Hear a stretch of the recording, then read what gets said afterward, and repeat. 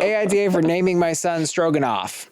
My wife, F31, and I, M36, recently had our second kid. We've been married 3 years, together for 7. She wanted the middle name to be Stefan, after a family member I don't really like too much, and she knows this.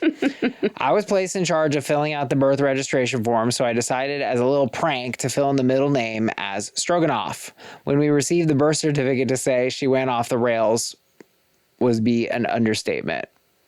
I doubled down and said, hey, at least I didn't put beef as the first name, which I realize now only poured more gas on the fire. I argued that it's not that serious, that a name change form is like $40 and I'd take care of it. She took the kids to her sisters and refuses to speak to me and is telling her sister that she's thinking of separating. Whoa. I know what I did was dumb, but is she overreacting? I want to try and rectify this and do what's best for our relationship. AITA. Just a casual little, I fucked up the name of our child. Pretty good bit, right, guys? This is not something to divorce one's spouse over. This is not the first time this person's done this. And what are their other bits? What are their other bits that they've done? Babe, I didn't pay the insurance. Yeah, and I did doubtfire you once. Yeah, I did doubtfire. Also, why do you hate Stefan in the family? Like, what's going on? If we're just doing a quick thing, I think this person is potentially a big asshole, and I'm curious to see what happens to them. Is this as harmless as it seems? I just feel like this was a straw that broke the camel's back. This wasn't a first. It depends on the context, right? Yeah. If they've been together and it's always been like, hey, you don't take our relationship seriously. Yeah. It depends on like what has preceded this. Have they had conversations about how she's like, I just feel like you are always trying to push my buttons. I don't feel like you're reliable. You don't help with fatherhood.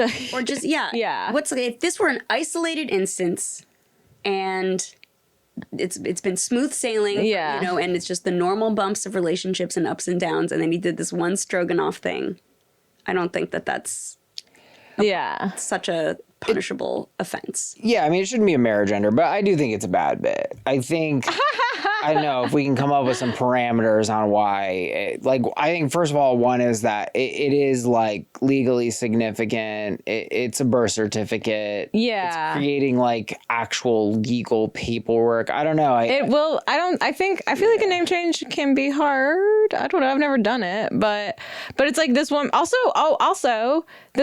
the woman who gave birth is having a lot of hormone stuff going on. Okay, she just gave birth. That's fair. All right, so she's not feeling great. She's hysterical, and let's not believe a word she says. No, I'm just saying, like, no.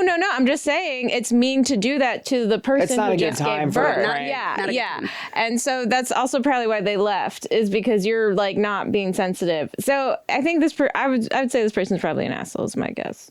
I feel like a good prank. This is crossing into a layer of officialness that I feel like good pranks should not. Now, if he had made a fake birth certificate, fake birth that's funny.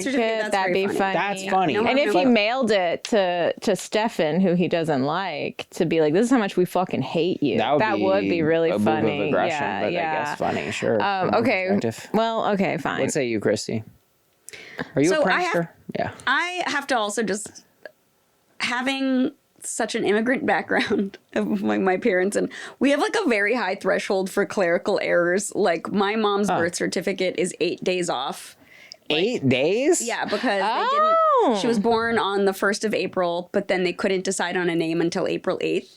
And so they were like, all right, just put April 8th, and that's how they played it fast and loose in Egypt and then, back in the day. Interesting. And there are also people I know just don't actually have a birthday. And they just are like, I was born in sometime in the summer of 1940. The summer? They don't got a month on that thing. Well, that's, like my friend's grandparents were born in like the mountains of Lebanon. Like, they just they weren't like, oh, it's exactly the time of, you know what I mean? It's just like a different. Your friend, so, they didn't have calendars?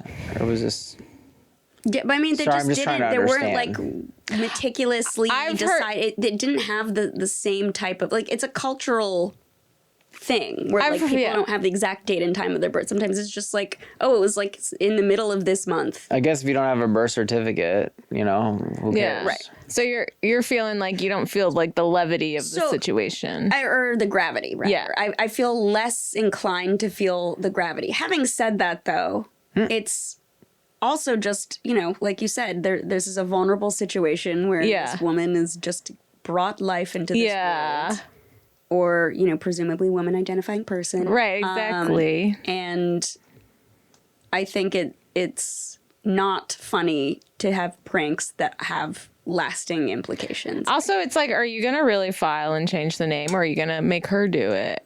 Like, that's the thing. I feel like going into what you're saying, it's like, look, I mean, she just made a baby, bro. Yeah. You know, like that isn't there a good team player. Exactly. Like already just by default, she's doing most of the labor. Yeah. Right. You know? And what he's telegraphing to her is, you actually can't trust me to do even a basic very thing. Basic. That I'm kind of with what you stated. I think that's a good prank guideline. Lasting implications. It's like, I think, you know, the mark of a prank that's great is that, like, if somebody scares the shit out of me, and I think even if I think I'm going to die, then I know I'm not going to die, and that's that.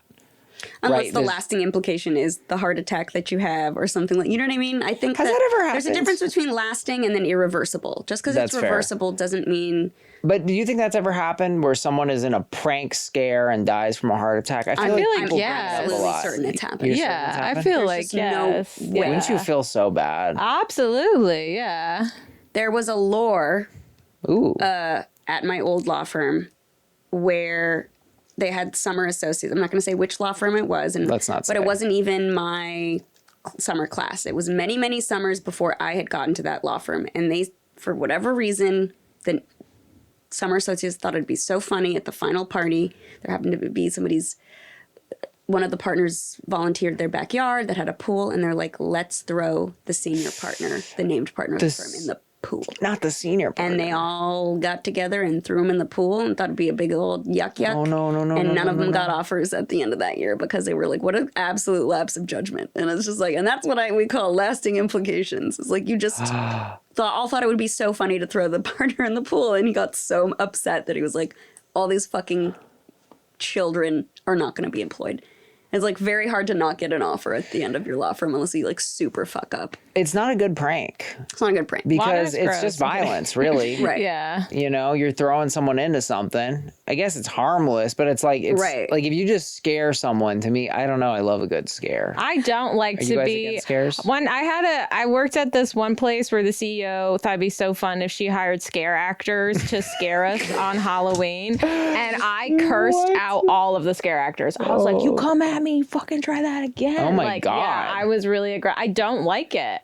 I get very upset. You don't like being scared? No, I don't go to haunted houses. I don't go watch horror movies. This is not for me. My nervous system is not built this way. Like I knew I was being ridiculous, but I also was like, I'm serious. Leave me the fuck alone. This is controversial. I think that this is controversial. No. What I'm about to say. Okay. The art of the prank is not just giving yourself a laugh, having an old wank with yourself. Yeah. You have to know that they're going to kind of appreciate it too. They have to be the type of person who, once they realize it was a prank, going, you got me.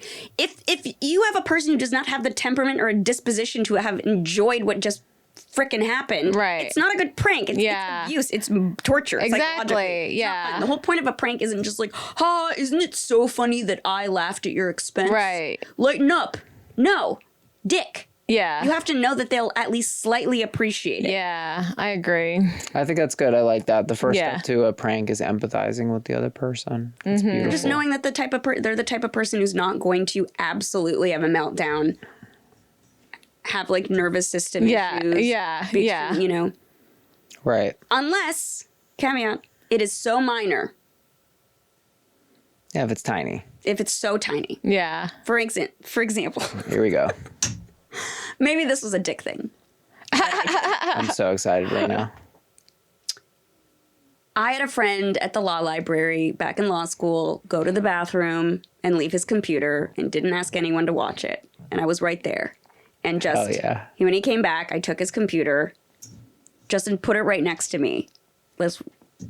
Wasn't that far away. And he came back and he looked around and I let him have this moment of where oh my God, somebody stole my computer. I give it 10 seconds. Yeah. 10 seconds of him going, oh no. And then I went, hey, I took your computer to watch it for you. And then he was like, oh. And one of the things he would always say to me, also, small caveat, we dated for 3 months. Oh my God. One of the things he always said to me was, life is a game, Christy, lighten. He would always say, lighten. Life is a game. Oh, he said lighten up? Life is a game. Oh, he had this coming. He always told me to lighten up. He had this coming. And when I let him think that the laptop was gone for 10 seconds, and then I gave it back to him and said, life is a game. And he looked at me like I was the devil. And he was like, that wasn't funny. And I was like, okay, I'm really sorry. I thought you would laugh at it because you're always telling me life is a game. I'm sorry. And it was like kind of unless it's finals. Unless it's finals week. Nightmare person. Bullet dodged. Bullet dodged. I agree. Life is only a game when I'm telling you to calm down, Christy. Exactly. Yeah. If he had said, okay, you got me. I don't like it, but you got me. That was the fair response. Fair. He was like, no. You got him. And I was like, all right, well, life is a game. 10 seconds. It's not like I let him fail his exam because he couldn't finish his computer. It wasn't during a final I could have gone to 30. I think 30 is legal. Really letting the panic build a little bit. Oh my God. No, 30 seconds. Oh, 30 seconds. I let him realize it was gone. Go like this. And then he did one of these and then I was like, hey, before he got a little, before his blood pressure got, But in hindsight, I'm like, maybe then I then decided I'm only going to play fun pranks on people. Okay. One other prank I played in the law library. I wasn't the law library with peak hijinks from freaking Christy Bona. Fun times. I had a friendship with one of the foreign LLM students. That's your master's of law program, whatever. And we were talking one day about how he hated the chairs in the law library. And I was like, well, what do you work on at home? He's like, a big exercise ball. And I was like, oh, okay.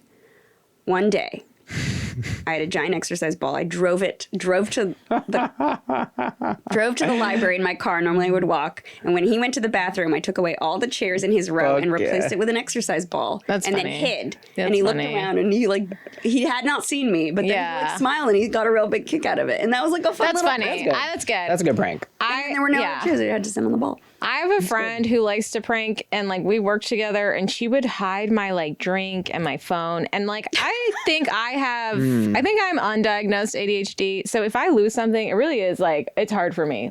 I have a hard time knowing where things are when I know where they are. So we would get into I would yell at her. I'm like, stop fucking doing that, dude. Yeah. It's really irritating to me. Yeah. So we had to stop. But one time I have an issue with Meryl Streep. She's great. She's talented. Don't at me about this. But one time my family put Meryl Streep all over my laptop and my phone, and I thought that was hilarious. Nice. I can't think of any pranks I've done. You guys are little pranksters. I love it. They pranked me. I really don't. That wasn't even all the pranks. I don't have the foresight to prank someone. Law library. Well, the ball prank too is it showed good empathy. You're adhering to your principle because you listened, and it was actually he said that he wanted to work on the ball. Yeah. So it was fun that when he came back from the bathroom, all the chairs were gone, but a ball was there. It was great. Yeah. It was great. That's really funny. It was whimsical. I was like, I'm Amelie. She's Amelie, I'm setting folks. people up. All right, guys. I'm getting people together. Okay. This is super fun. I think we agree. AITA for naming my son Stroganoff. We're all saying you're the asshole. And obviously she isn't. She just had good old Michael Stroganoff.